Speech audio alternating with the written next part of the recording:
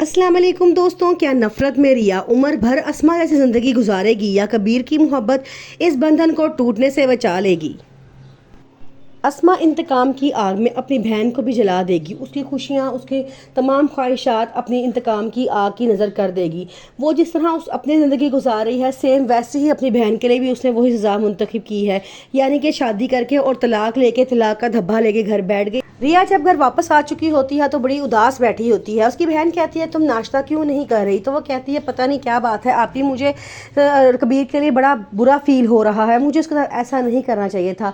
आगे से उसकी आपी कहती हैं तुमने तो खुश होना चाहिए, तुम उदास हो रही हो, आज दुश्मन से तुम अपना बदला लेकर आई हो। तो वो कहती है कैसा दुश्मन, कैसा बदला, वो तो मेरा शोहर था। लेकिन उसकी बहन उसको बहुत समझाने की कोशिश करती है कि उसने जो कुछ किया है ठीक किया है। सिकंदर को भी थोड़ा बहुत एहसास होता है। वो उसे कहता है कि कहीं हमने दुश्मनी की आड़ में अपनी बहन के साथ कोई ज्यादती तो नहीं कर दी, कहीं हमने उसकी खुशियाँ तो नहीं ख़त्म कर दी।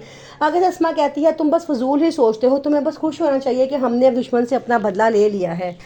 कबीर की मामा जब बड़ी परेशान होती हैं, वो फ़ौरन रिया के घर आती हैं, उसे समझाने की कोशिश करती हैं, लेकिन रिया नहीं समझती। तो वो बड़ा गुस्से में जाके अस्मा के पास कहती है कि तुमने अपनी बहन के लिए भी वैसी ही किस्मत का इंतखाब किया है जैसे तुमने ज़िंदगी गुजारी है।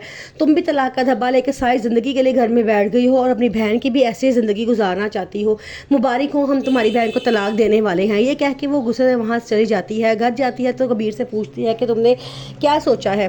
कबीर कहता है कि मामा मैं कोई फ़ैसला करने के काबिल नहीं हूँ, अभी मैं कोई फैसला नहीं कर सकता, मेरा दिमाग बिल्कुल बंद हो रहा है। जिस पे वो आगे से कहती हैं कि वो तलाक चाह रही है ना, तलाक देकर उसे फारिग करो, मर्द को कोई नुकसान नहीं होता, ना ही मर्द की इज्जत में कोई हर्फ आता है। वो नुकसान होता है तो औरत को होता है, क्योंकि उसे लोगों की बातें सुननी पड़ती हैं। तो वो खामोश होकर वहाँ से चला जाता है। मिन्हा कबीर के कमरे में जाती है और उसे जाकर कहती है कि तुमने देखो कितनी कोशिश की है उसको अपना बनाने की, तुम तकदीरें तो नहीं ख़त्म कर सकते, लेकिन तुम्हारी इतनी कोशिश है, क्या उसका दिल नहीं बदल सकती थी। ऐसी सूरत में तुम्हारा सारा कुछ किया कराया बेकार गया है, वो फिर भी तुम्हें छोड़ के चली गई है। मैं तुम्हें कहती हूँ तुम मेरी तरफ वापस आ जाओ। लेकिन कबीर उसकी किसी बात का जवाब नहीं देता और कमरे से बाहर चला जाता है। जब ये सारी बातों का रिया की दोस्त को पता चलता है तो वो बड़े गुस्से में रिया के पास आती है और उसे कहती है तुम आंखें खोलो, तुम क्या कर रही हो, तुम कबीर से इतनी मोहब्बत करती, इसे पाने के लिए तुमने इतनी कोशिशें की हैं, आज तुम खुद ही इसको छोड़ के घर वापस आ गई हो जब तुम्हारा हो चुका है। फिर वो कहती है कि तुम आंखें खोलो, तुम्हारा शोहर तुमसे बहुत मोहब्बत करता है, तुम क्या कर रही हो, मुझे तो समझ नहीं आ रहा। रिया तुम्हारा इस्तेमाल किया जा रहा है, दुश्मनी की आड़ में तुम्हारा इस्तेमाल करके बदला लिया जा रहा है। तुम अपने कबीर को कैसे छोड़ सकती हो, तुमसे बहुत मोहब्बत करता है। वो काफ़ी उसे झंझोड़ती है, काफ़ी समझाने की कोशिश करती है, लेकिन रिया को कोई बात समझ नहीं आती। वो दुख भरे अंदाज में बैठी होती है, आंखों में आंसू लिए।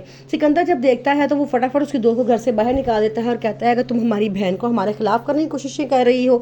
ये कह के वो उसे धक्के धक्के घर से बाहर निकालता है, लेकिन जाते जाते उसकी दोस्त यही बात कर रही होती है कि रिया तुम्हारा इस्तेमाल किया जा रहा है, आंखें खोलो, तुम कब होश करोगी।